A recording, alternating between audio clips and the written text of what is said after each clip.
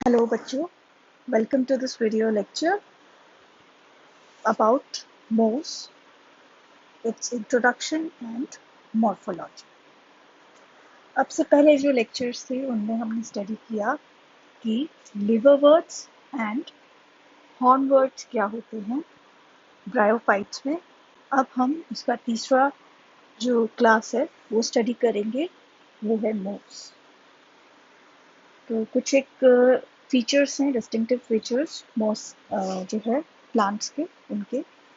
तो सबसे पहले तो है मोस्ट जो प्लांट है वो रेडियली सिमेट्रिकल होता है. स्टेम एंड लीव्स जो है उसमें प्रेजेंट होते हैं. ट्रू स्टेम एंड लीव्स नहीं होते but resembling stem and leave जो है वो स्ट्रक्चर्स होते हैं. थाइलॉइड स्ट्रक्चर नहीं होता, अनडिफरेंशिएटेड स्ट्रक्चर नहीं होता. और इंटरनली स्टेम की जैसे मेन एक्सिस की बात करें तो वो डिफरेंशिएटेड होता है कॉर्टेक्स एंड कंडक्टिंग स्ट्रैंड में. कंडक्टिंग स्ट्रैंड सेंटर में प्रेजेंट होगा स्टेम के और काम करेगा कंडक्शन का, वाटर का. ठीक है. और गेमिटोफाइट जो होगा वो प्लांट दो स्टेजेस में डेवलप होगा. जो सबसे पहली स्टेज होगी वो प्रोटोनिमल स्टेज होगी या उसको जुवेनाइल स्टेज भी बोल सकते हैं.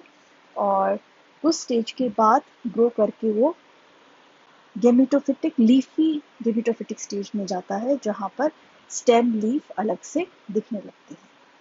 ब्रांचिंग जो होती है वो मोनोपोडियल हो सकती है और लेटरल ब्रांचेस जो है वो कभी एक्सिलरी नहीं होंगी.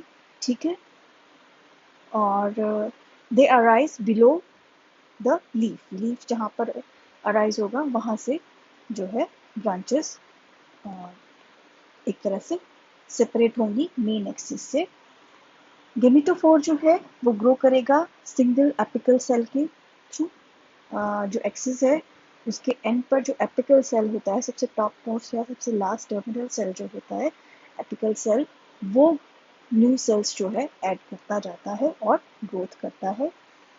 और इनकी मोस्ट जो है, इनके जो लीफ है उनकी एक फीचर है वो है प्रेजेंस ऑफ मिडरिप. स्फेग्नम इसका एक मेंबर है मॉस का और उसको छोड़कर बाकी सब जो है मॉस उसमें जो लीफ बनते हैं उनमें मिडरिप प्रेजेंट होता है. सेल वॉल जो होती है हेमीसेलुलोज या पेंटोसान्स की बनी होती है और उनमें हेमीसेलुलोज की डिपोजिशन ज़्यादा होती है, सेलुलोज की डिपोजिशन थोड़ी कम होती है. राइजोइड्स की बात करें तो मल्टी सेलुलर होंगे, फिलामेंट लाइक होंगे, ब्रांच्ड होंगे और ऑब्लिक सेप्टा जो है वो प्रेजेंट होंगे सेल्स के बीच में. सेक्स ऑर्गन्स जो होते हैं वो स्टॉक्ड होंगे एंड द स्टॉक जो है वो it will be longer than other bryophytes. और अर्ली ग्रोथ की बात की जाए, सेक्स ऑर्गन्स जो हैं वो भी एपिकल सेल जो है वो अपनी अर्ली ग्रोथ के टाइम पर ही, प्लांट अपनी अर्ली ग्रोथ के टाइम पर ही एपिकल सेल से सेक्स ऑर्गन्स बनाना शुरू कर देता है. जो वेंटर है वो काफ़ी लार्ज होता है इन कंपैरिजन टू लिवरवर्ट्स. और जो स्पोरोफाइट होता है वो बहुत ज़्यादा अच्छे से कह सकते इलेबोरेट होता है, वेल डिफरेंशिएटेड होता है. स्पेशलाइजेशन, स्पेशलाइज्ड सेल्स उसमें प्रेजेंट होते हैं. और जो इनका स्पोरोफाइट है उसमें जो कैप्सूल होता है, स्पोरोफाइट किससे बनता है? फुट, सीटा एंड कैप्सूल. तो जो कैप्सूल होता है मॉस का वो वो एक डिस्टिंक्टिव फीचर है. वो हर मेंबर को, हर जीनस को दूसरे जीनस से एक तरह से डिफ्रेंशिएट कर सकता है कैप्सूल की शेप. जैसे फॉर एग्जांपल फनेरिया है, पॉलीट्रिकन है, स्फेग्नम है, ये तीनों टाइप्स ऑफ मॉस हैं. ठीक है. तो फनेरिया का कैप्सूल जो होता है वो थोड़ा ओवल होता है और ओवल या एलिप्टिकल होता है. पॉलीट्रिकन का थोड़ा सिलिंड्रिकल एंड एलोंगेटेड होता है और ये ट्यूबुलर ट्यूब लाइक होता है. और स्फेग्नम जो है उसका कैप्सूल जो होता है राउंड या ग्लोब्यूलर या स्फेरिकल होता है ऑलमोस्ट. तो हम कैप्सूल को देखकर जो है बता सकते हैं कि ये कौन सा टाइप का मॉस है। तो डिस्टिंक्टिव फीचर है हर मेंबर का उसका कैप्सूल प्लस शेप या स्ट्रक्चर। जो स्फेग्नम को छोड़ के आर्कीस्पोरियम जो है it is differentiated from the outer layer of endothecium and differentiates into spores, और इलेटर्स एब्सेंट होते हैं। मॉस में इलेटर्स जो हैं वो एब्सेंट होंगे। और except Andrea, the capsule usually dehisces by the separation of a lid. Capsule के एंड में एक लिड प्रेजेंट होगी। लिड क्या होता है? कवर होता है, कवरिंग सी होती है प्लेट लाइक। तो वो कवरिंग हटकर रिमूव होकर जब वो सेपरेट हो जाती है कैप्सूल से तो स्पोर्स रिलीज होते हैं। जबकि अगर याद हो लिवरवर्ट्स और हॉर्नवर्ट्स जो थे उनमें डिहाइस होकर जो है लाइन ऑफ डिहाइसेंस बनती है, वहां से जो है स्पोर्स रिलीज होते हैं या बर्स्ट ओपन होते हैं। तो यहाँ पर प्रॉपर लिड है जो रिमूव होती है और फिर स्पोर्स उसमें से कैप्सूल में से रिलीज होते हैं। स्फेग्नम और एंड्रिया को छोड़कर पेरिस्टोम जो होता है वो प्रेजेंट होता है कैप्सूल में हर मॉस में। तो पेरिस्टोम क्या है? टूथ स्ट्रक्चर है, ठीक है, जो लिड रिमूव होने के बाद दिखता है और कैप्सूल को कवर करके रखता है लिड नेक्स्ट टू लिड। और उस पेरिस्टोम में जो मूवमेंट होती है तो स्पोर बाहर की तरफ एक्सपोज हो जाते हैं। ठीक है, तो ये कुछ डिस्टिंक्टिव फीचर्स थे। रेडियल सिमेट्री है, स्टेम लीव्स में डिफरेंशिएशन है, एग्जैक्ट नहीं है लेकिन ट्रू स्टेम लीफ नहीं है लेकिन समवट डिफरेंशिएटेड है। प्रॉपर जो पहले लोअर प्लांट्स में थैलस था वो थैलस लाइक स्ट्रक्चर नहीं होगा। दो स्टेजेस में गेमिटोफाइट जो है डेवलप होगा, प्रोटोनीमल एंड लीफी स्टेज। एनाटॉमी की बात करें तो एक्सिस जो है उसमें कंडक्टिंग स्ट्रैंड प्रेजेंट है, कॉर्टेक्स प्रेजेंट है, और ग्रोथ जो है एपिकल सेल के थ्रू होगी। लीव्स जो हैं उनमें मिडल प्रेजेंट होगी। सेल वॉल हेमिसेल्यूलोज से रिच होगा। और जो स्पोरोफाइट है उसका शेप जो है वो बहुत इम्पोर्टेंट यहाँ पर मैटर करता है। एलिप्टिकल हो सकता है, सिलिंड्रिकल, लॉन्ग, ट्यूबुलर हो सकता है या राउंड एंड ग्लोब्यूलर हो सकता है। और इलेटर्स एब्सेंट होते हैं, लिड प्रेजेंट होता है और पेरिस्टोम प्रेजेंट होता है। तो ये कुछ डिस्टिंक्टिव फीचर्स थे मॉस के। अब यहाँ पर एक बार मैं आपको रिमाइंड कराना चाहूँगी कि स्ट्रक्चर्स कैसे हैं, ब्रायोफाइट्स के जो मेंबर हैं उनके बेसिक स्ट्रक्चर्स क्या हैं। सबसे पहला जो है लिवरवॉर्ट मार्किट्रिया है। सेकंड हॉर्नवर्ट है जिसको जो इसका मेंबर है एंथोसिरोस। और थर्ड जो है वो है मॉस स्फेग्नम। ये जो इसमें पिक्चर है इस पिक्चर में स्फेग्नम है और इसका कैप्सूल देख सकते हो, ब्राउन कलर के जो ग्लोब्यूलर राउंड स्ट्रक्चर्स हैं ये कैप्सूल हैं। फनेरिया में ये ओवल शेप के होते हैं और एलिप्टिकल या ओवल, और पॉलीट्रिकम में ये सिलिंड्रिकल ट्यूबुलर होते हैं, ट्यूब लाइक होते हैं, एलोंगेटेड होते हैं। ठीक है, तो ये बेसिक डिफरेंस है। लिवरवर्ट्स जो थे वो सिंपल जैसे एक लिवर होता है उसकी तरह स्ट्रक्चर दिखता है इनका। हॉर्नवर्ड्स जो हैं वो भी एक तरह से डोर्सी वेंट्रल सिमेट्री के होते हैं, जबकि मॉस है उनमें रेडियल सिमेट्री है और दूसरा लीफ एंड स्टेम में थोड़ी बहुत डिफरेंशिएशन है। ठीक है, तो ये बेसिक डिफरेंस है उसकी मॉर्फोलॉजी। यहाँ पर भी देख सकते हो डायग्रामेटिक एक तरह से स्ट्रक्चर दिखाया गया है फनेरिया का कि किस तरह से वो दिखाई देता है। लीफ है, राइजोइड्स है और एक्सिस के ऊपर लीव्स बनते हैं और ऊपर एक स्पोरोफाइट जो है इसमें डेवलप हुआ है। अब हम स्टार्ट करते हैं मॉस, जो इसका टाइप स्टडी होगा।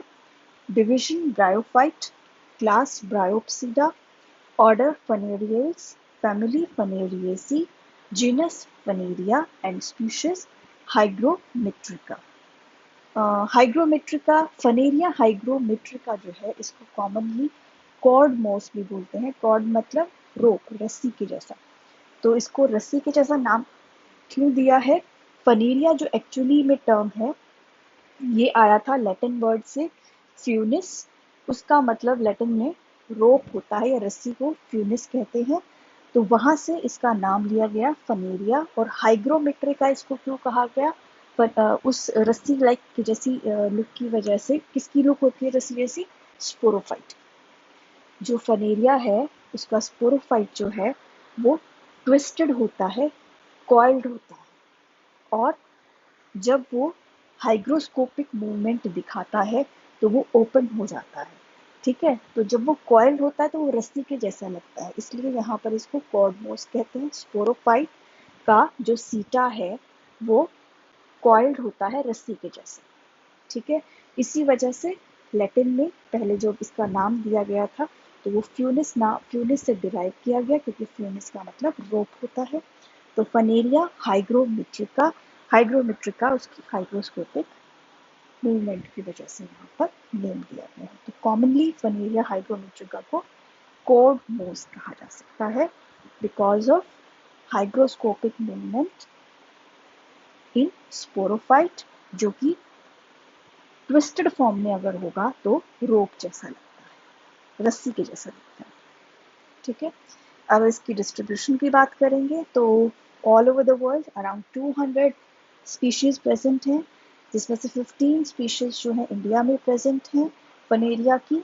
और इसकी डिस्ट्रीब्यूशन की बात करें तो कॉस्मोपॉलिटन, हर तरह की जगह पर एरियाज में, रीजन्स में ये मिलता है, ट्रॉपिकल से लेकर आर्कटिक तक।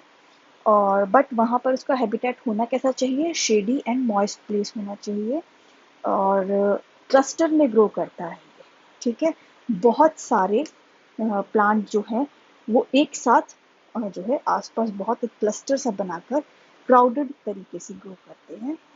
और कॉमनली जो है डिस्टर्ब एरियाज में, नेचुरली अगर हम बात करें तो डिस्टर्ब एरियाज जो होते हैं वहाँ पर बहुत इजीली ग्रो करता है ये। और फनेरिया हाइग्रोमेट्रिका, मार्केंशिया पॉलीमॉर्फा एंड सिरेटोटन परपुरिया, ये 3 ब्रायोफाइट्स हैं जो कॉमनली पाए गए हैं कहीं पर भी। जैसे फॉरेस्ट बर्न होता है तो रिकॉलोनाइजेशन जब होती है तो उसकी इनिशियल स्टेजेस में ये 3 मेंबर्स जो हैं वहाँ पर रिकॉलोनाइजेशन को एक तरह से स्टार्ट करते हैं, रिकॉलोनाइज करते हैं उस एरिया को, बर्न एरिया जो है फॉरेस्ट का, उसको। ठीक है, तो ये बहुत इंपॉर्टेंट रोल प्ले करते हैं एनवायरमेंटली। इनका सिग्निफिकेंस है एनवायरमेंट में कि ये री एक तरह से डेवलप करते हैं। कोई भी इकोसिस्टम अगर डिस्ट्रॉय होता है तो उसकी रीडेवलपमेंट में हेल्प करते हैं ये ब्रायोफाइट्स। स्टार्टिंग में लाइकन कुछ इसे फॉर एग्जांपल, हम जब कोई भी जगह है वहाँ पर डेवलपमेंट हो रही है तो स्टार्ट कहाँ से होंगे? बैक्टीरिया है, बैक्टीरिया के बाद और थोड़े हायर ऑर्गेनिजम्स आना स्टार्ट होते हैं वहाँ पे, वो आ जाते हैं। फिर एल्गी हो जाता है, फंजाई हो जाता है। उसके बाद और हायर ऑर्गेनिजम्स आते हैं, वो आ जाते हैं लाइकन्स।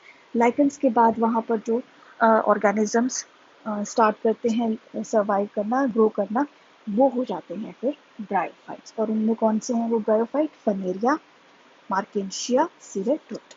ठीक है, और जिन एरियाज में जिस सबस्ट्रेटम पे ये अटैच्ड मिलते हैं वहाँ की पीएच हाई होती है और फास्फोरस कंटेंट जो होता है वो बहुत ज़्यादा होता है।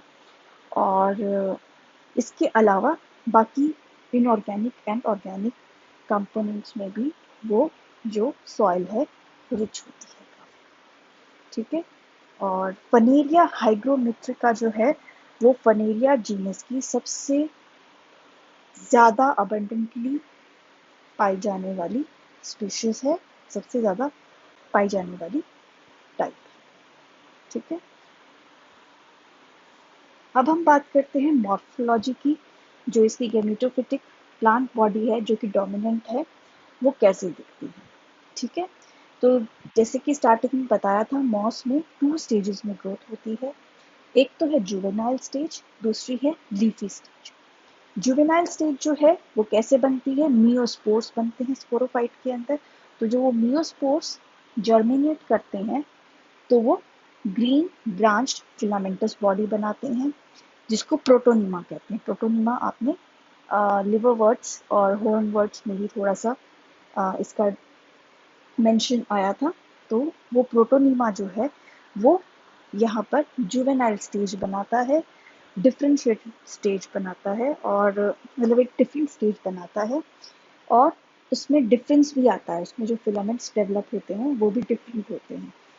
जो अबव द सॉइल फिलामेंट्स होते हैं वो ग्रीन कलर के होते हैं, ब्रांच्ड होते हैं काफ़ी ज़्यादा, और क्लोरोप्लास्ट की वजह से ग्रीन कलर के होते हैं।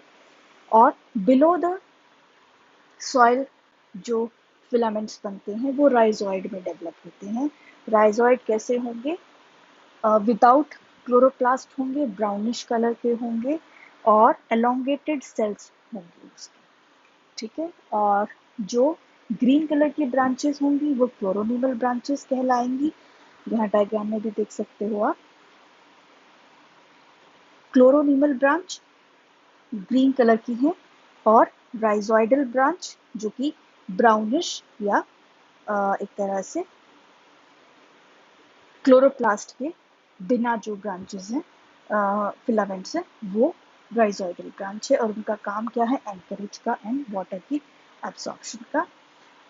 और राइजोइड्स का एक फीचर और है यहाँ पर, अगर वो सन को एक्सपोज होते हैं, लाइट को एक्सपोज होते हैं, तो वो क्लोरोप्लास्ट डेवलप कर सकते हैं और ग्रीन कलर के टर्न हो सकते हैं। ये थी जुवेनाइल स्टेज, अर्ली स्टेज। इसके बाद जो है इसमें प्रॉपर डिफरेंशिएटेड स्ट्रक्चर्स बनते हैं, जिसको कहा जाता है फिर लीफी स्टेज। ये लीफी स्टेज आती कहाँ से है? ये आती है बड्स। क्लोरोनिमल ब्रांच जो है इसके ऊपर बड्स बनते हैं, जो ग्रीन कलर की क्लोरोप्लास्ट कंटेनिंग सेल्स जो हैं वो जो ब्रांच बनाते हैं प्रोटोनिमा में, वो बड डेवलप करते हैं। ये बड्स जो हैं फिर हमें लीफी स्टेज देते हैं आगे, ठीक है। इस लीफी स्टेज को क्या कहेंगे? एक मैच्योर स्टेज होती है। इसमें सेक्स ऑर्गन्स बनते हैं, और इसमें 3 स्ट्रक्चर्स में बॉडी जो है, प्लांट बॉडी गेमेटोफाइट, वो डिवाइडेड होता है। राइजोइड्स, एक्सेस या स्टेम, एंड लीव्स, ठीक है। सबसे पहले राइजोइड की बात करेंगे। तो राइजोइड कैसा होगा? मल्टीसेल्युलर होगा, ट्यूबुलर होगा, ट्यूब-लाइक होगा, फिलामेंटस, ब्रांच्ड होगा, and it arise from the base of axis या स्टेम। जो स्टेम है उसके बेस से, जो मेन एक्सिस है उसके बेस से अराइज होता है, ठीक है। जितना बड़ा शूट होगा अबव द ग्राउंड, उतना ही बड़ा, उतना ही फैला हुआ जो है राइजोइड होगा बिलो द ग्राउंड, ठीक है।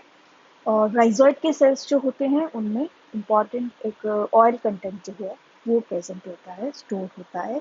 क्लोरोफिल लैक करते हैं, लेकिन अगर सनलाइट को एक्सपोज किया जाए तो वो क्लोरोप्लास्ट जो है वो बना सकते हैं, क्लोरोफिल बना सकते हैं।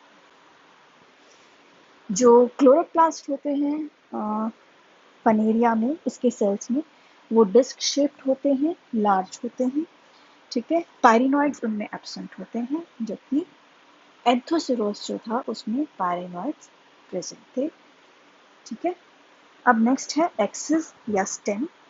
वो इरेक्ट होगी, ठीक है, और एरियल होगी, अबव द ग्राउंड डेवलप होगी, सिलेंडर होगी, एंड ब्रांच्ड, ठीक है।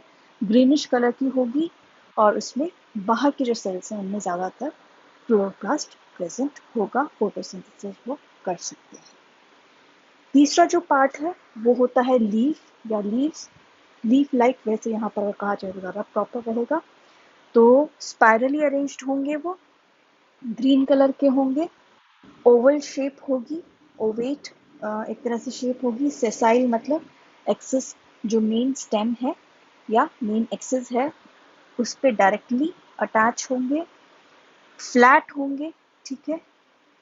एक मिडरिप प्रेजेंट होगी, और दे arise from the stem, stem से जो है ये अराइज होते हैं, ठीक है। तो this was about the leafy stage and it's morphology, ठीक है। गेमिटोफाइट की मॉर्फोलॉजी, वो दिखने में कैसे है, एक्सटर्नल फीचर्स उसके क्या है। ठीक है, यहाँ पर देख सकते हो डायग्रामेटिक उसमें ही शो किया गया है। नीचे राइजोइड्स है, लॉन्ग सेल्स हैं, ठीक है, फिलामेंटस हैं, ब्रांच्ड हैं, और जो ऊपर की तरफ है वो ग्रीन कलर के हैं, डार्क ग्रीन कलर के हैं, उनमें क्लोरोनिमल ब्रांच उनको कहा जा सकता है। और वहाँ पर बड्स जो हैं वो डेवलप होते हैं, और उन बड्स में से सेल्स बनते हैं, डेवलप होते हैं, डिवाइड होते हैं, मल्टीप्लाई होते हैं, और आगे चलकर यंग गेमिटोफोर बनाते हैं, जिसमें स्मॉल जो लीव्स जो है ये दिख रहे हैं। ठीक है, ये है एक प्रॉपर मैच्योर गेमिटोफोर कह सकते हैं। जुवेनाइल लीफ तो जुवेनाइल स्टेज थी जिसमें सिर्फ प्रोटोनीमा था। ये है प्रॉपर लीफी स्टेज डेवलप होने के बाद। इसमें देख सकते हो नीचे की तरफ राइजोइड्स है, ऊपर स्टेम है, फिर लीव्स हैं, स्पाइरली अरेंज्ड हैं, और लीफ डायरेक्टली स्टेम से अटैच हुआ है, कोई स्टॉक नहीं है लीफ और स्टेम के बीच में, और हर लीफ पे एक मिडरल प्रेजेंट है। ठीक है, अब बात करते हैं इसके इंटरनल स्ट्रक्चर्स की या एनाटॉमी। सबसे पहले राइजोइड की बात करेंगे। They are made of long tubular cells, ठीक है, ऑयल कंटेंट होता है उनमें, क्लोरोप्लास्ट लैक करते हैं, बट अगर लाइट को एक्सपोज किया जाए तो क्लोरोफिल डेवलप कर सकते हैं, क्लोरोप्लास्ट बना सकते हैं। सेल्स जो हैं वो फिलामेंट बनाते हैं। ठीक है, और नेक्स्ट है स्टेम या axis. It is made up of simple cells, काफी सिंपल सेल्स होते हैं, ज्यादा हाई लेवल का स्पेशलाइजेशन नहीं होता यहाँ पर। सिंपल आउटर मोस्ट एपिडर्मिस होती है जो कि स्मॉल सेल से बनेगी। जो यंग या न्यू सेल्स होंगे उनमें क्लोरोप्लास्ट बहुत ज़्यादा प्रेजेंट होगा, स्टोमेटा एब्सेंट होगा, और एपिडर्मिस के जो ओल्डर सेल्स होंगे वो थिक वॉल्ड होंगे, और उनमें क्लोरोप्लास्ट कंटेंट भी कम होगा, और वो थोड़ा थोड़ा ब्राउनिश कलर के सेल्स होंगे। एपिडर्मिस के बाद जो नेक्स्ट लेयर आएगी स्टेम में वो होगी कॉर्टेक्स की। उसमें जो पेरेन्काइमेटस सेल्स होंगे वो लार्ज साइज के होंगे, एपिडर्मिस में स्मॉल साइज के हैं। जो कॉर्टेक्स है वो लार्ज साइज की होगी, मिडिल रीजन कह सकते हैं इसको। और जो न्यू सेल्स हैं वो थिन वॉल्ड होंगे and contain lots of chloroplast. ठीक है, जो ओल्डर सेल्स होंगे वो थिक वॉल्ड होंगे। अब एपिडर्मिस और कॉर्टेक्स के बाद जो इनर मोस्ट स्ट्रक्चर होगा वो सेंट्रल स्ट्रैंड कहलाएगा, और वो किससे बनता है? elongated thick walled compactly arranged hyaline cells। ठीक है, उसको कंडक्टिंग स्ट्रैंड भी कहते हैं। सेंटर में यहाँ पर देख सकते हो सेंट्रल सिलेंडर जो है बिल्कुल बीच में है, आउटर मोस्ट एपिडर्मिस, फिर कॉर्टेक्स एंड सेंटर में सिलेंडर। जो फर्स्ट डायग्राम है वो लॉन्गिट्यूडनल सेक्शन है, और जो सेकंड डायग्राम है वो क्रॉस सेक्शन, हॉरिजॉन्टल या ट्रांसवर्स सेक्शन। ठीक है, स्टेम। तो सेल्स जो होते हैं सेंट्रल स्ट्रैंड में या सेंट्रल सिलेंडर में वो कंडक्टिव होंगे, कंडक्शन का काम करेंगे। सेल्स एलोंगेटेड होंगे, साइज देख सकते हो आप, वर्टिकली एलोंगेटेड सेल्स हैं, और कॉर्टेक्स के सेल्स जो हैं वो एलोंगेटेड नहीं है, आइसोडायमेट्रिक हैं। और जो थिक वॉल्ड हैं, जो सेंट्रल के सेल्स होंगे सेंट्रल स्ट्रैंड के, कॉम्पैक्टली अरेंज्ड होंगे, हायालिन होंगे। प्रोटोप्लाज्म जो है वो उनमें एब्सेंट होगा एट मैच्योरिटी। ठीक है, मैच्योरिटी के टाइम पर जब वो सेल्स ओल्ड हो जाएंगे, मैच्योर हो जाएंगे, तो वो डेड हो जाते हैं। जैसे कि हायर प्लांट्स में जाइलम में ट्रकीड होता है, डेड होता है, ऐसे ही यहाँ पर जो है प्रोटोप्लाज्म लूज कर देता है सेल, थिक वॉल डेवलप कर लेता है, और फंक्शन करता है फॉर कंडक्शन ऑफ वाटर। ठीक है, फिर इसके बाद जो तीसरा स्ट्रक्चर है वो है लीफ का। लीफ जो है सिंपल पेरेन्काइमा के सेल से बनती है। जो सारे सेल्स हैं अब तक वो पेरेन्काइमा के ही सेल्स हैं, बस थोड़ा सा जो सेंट्रल स्ट्रैंड है स्टेम में वो थोड़ा सा चेंज हो जाता है, उसमें आगे चलकर सेल्स डेड हो जाते हैं। तो लीफ में भी सिंपल पेरेन्काइमा के सेल्स हैं और they are arranged as flat plate like structure. ठीक है, फ्लैट स्ट्रक्चर है ये और सिंगल लेयर्ड है। थिकनेस कितनी है इस फ्लैट प्लेट लाइक लीफ की? 1 सेल जितनी थिक होगा ये। और सेंटर में इसके मिडरिब होगी, सेंटर में काफ़ी सारे सेल्स होंगे। ठीक है, और जो विंग्स हैं वहाँ पर सिर्फ 1 सेल की लेयर होगी। ठीक है, और जो मिडरिब है, सेंटर है, वहाँ पर काफ़ी सारे सेल्स जो हैं प्रेजेंट होंगे, काफ़ी सारी लेयर्स में प्रेजेंट होंगे। ज़्यादातर एलोंगेटेड होंगे मिडरिब के सेल्स और जो मिडरिब है उसमें नंबर ऑफ सेल्स ज़्यादा होंगे, थिकनेस ज़्यादा होगी, तो ऊपर और नीचे अपर एपिडर्मिस और लोअर एपिडर्मिस के सेल्स प्रेजेंट होंगे। जबकि जो विंग्स हैं, जो सिंपल पेरेन्काइमा के cells flat wing like structure बना रहे हैं, वहाँ पर सिर्फ सिंगल सेल की थिकनेस जो है वो प्रेजेंट होगी, सिंगल सेल की लेयर प्रेजेंट होगी। ठीक है, सेल्स जो हैं थोड़े थिक वॉल्ड होंगे and they will be rich in chloroplast. ठीक है, so this was about the anatomy of leaf. यहाँ पर आप डायग्राम देख सकते हो। जो सबसे पहला डायग्राम है ए, वो स्टेम का क्रॉस सेक्शन है। आउटर मोस्ट एपिडर्मिस है, सेंटर में मिडिल में कॉर्टेक्स है और बिल्कुल सेंटर में एलोंगेटेड सेल्स होंगे। अगर हम इसको साइड से देखेंगे तो सेंट्रल स्ट्रैंड जो है वो प्रेजेंट है। जो बी है वो लीफ का स्ट्रक्चर है जिसमें साइड्स में विंग्स होंगे, बी सेंटर में बीच में मिडल प्रेजेंट होगा। और जो सबसे नीचे सी डायग्राम है वो क्रॉस सेक्शन है लीफ का। लीफ को जब हम कट करके देखेंगे साइड से तो वो किस तरह से दिखाई देगा। सेंटर में मिडरिब है, बहुत सारे सेल्स हैं। अपर एपिडर्मिस है, ऊपर 2 सेल्स हैं और नीचे लोअर एपिडर्मिस के सेल्स प्रेजेंट हैं। सेंटर में सेंट्रल स्ट्रैंड एलोंगेटेड सेल्स जो है वो प्रेजेंट हैं, उनका काम कंडक्शन का होगा। ये थिक मिडरिब होगा।